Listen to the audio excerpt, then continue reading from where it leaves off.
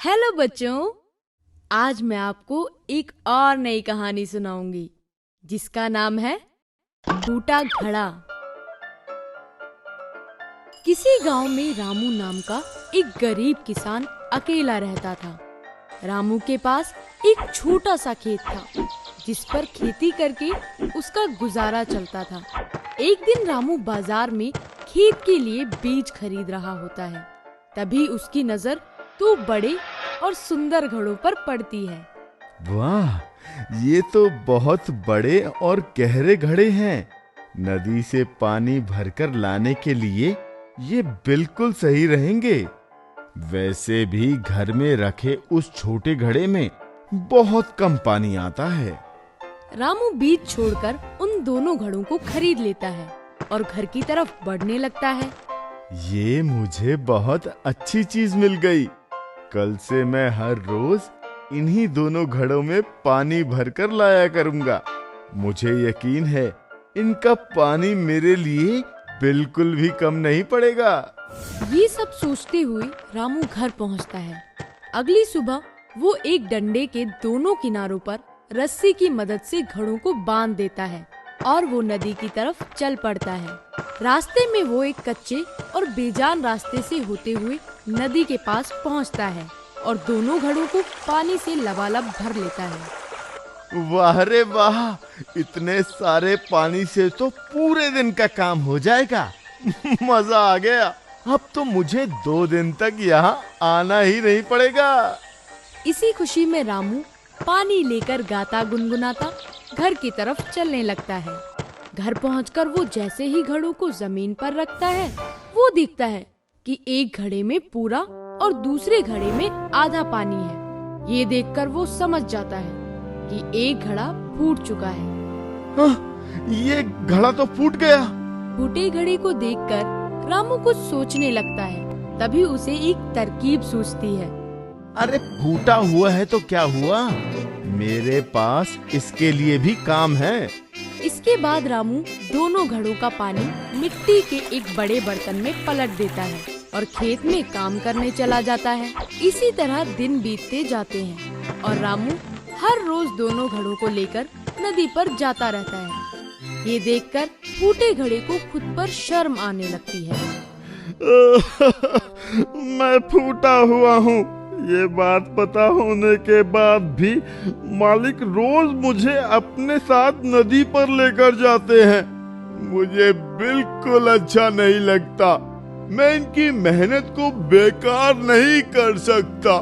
फूटा घड़ा ये सब सोच ही रहा होता है कि तभी साबुत घड़ा फूटे घड़े से बोलता है। हे, तुम रोज आधा पानी रास्ते में ही गिराते हो और एक मैं हूँ जो रोज पूरा पानी नदी से घर तक लेकर आता हूँ। तुम्हारे जैसा बेकार आज तक मैंने नहीं देखा। साबुत घड़े की बात सुनकर फूटे घड़े को बहुत बुरा लगता है। अगली सुबह जब रामू घड़ों को उठाने आता है तो फूटा घड़ा रोते हुए उससे कहता है, मालिक, मैं फूटा घड़ा हूँ, हमेशा आधा पानी गिरा देता हूँ, फिर भी आप रोज मुझे साथ लेकर जाते हैं। कृपया आज मुझे घर पर ही रहने दीजिए। मैं आपकी मेहनत को और खराब नहीं करना चाहता। घड़े की बात सुनकर रामू उसे अपने हाथों में उठाता है और बोलता है, तुम सिर्फ अपनी बुराई देख रहे हो, पर मैं शुरू से ही उस बुराई के साथ छुपी अच्छाई को भी देख रहा हूँ। इसलिए मुझे कभी भी तुम में कोई कमी दिखाई नहीं दी। मुझ में कोई अच्छाई नहीं है। आपको मेरी जगह कोई दूसरा घड़ा खरीद लेना चाहिए। तो ठीक है, आज तुम मेरे साथ चलो और नदी से वापस आते समय वहाँ खिले फूलों को देखना। मुझे भरोसा है उसके बाद तुम अपने आप से प्यार करने लगोगे। रामू की बात मानकर फूटा घड़ा उसके साथ जाता है और नदी से वापस आते हुए सब कुछ भूलकर सिर्फ रास्ते के किनारे खिले फूलों को देखता रहता है। सुंदर फूलों को देखकर वो बहुत खुश होता है, लेकिन घर पहुंचते ही अपने अंदर आधा पानी देखकर वो फिर मायूस हो जाता है। मैंने आपसे कहा था कि मैं किसी काम का नहीं हूँ। अभी रास्ते में जिन फूलों को देखकर तुम अपनी कमी को भूल गए थे, वो फूल किसी और ने नहीं बल्कि तुमने ही उगाए हैं। हर रोज जब हम नदी से वापस घर आते हैं तो तुम्हारा आधा पानी उस धरती पर गिरता है, जिससे उन फूलों को उगने में मदद मिलती है। तो फिर तुम कैसे कह सकते हो कि तुम किसी काम के ही नहीं हो? तो उन्हें मैंने उगाया है। जब पहले दिन मैंने तुम्हारे अंदर आधा पानी देखा, तभी मुझे पता चल गया था कि तुम फूटे हुए हो। इसलिए मैंने उसी शाम वहां फूलों के कुछ बीज बो दिए थे और फिर रोज तुम अपने पानी से उनकी सिंचाई करते रहे। देखो, आज वो बीज कितने सुंदर फूल बन गए हैं। सिर्फ तुम्हारी वजह से आज वो बेजान रास्ता भी खुशनुमा हो गया है और मेरी मदद भी हो गई।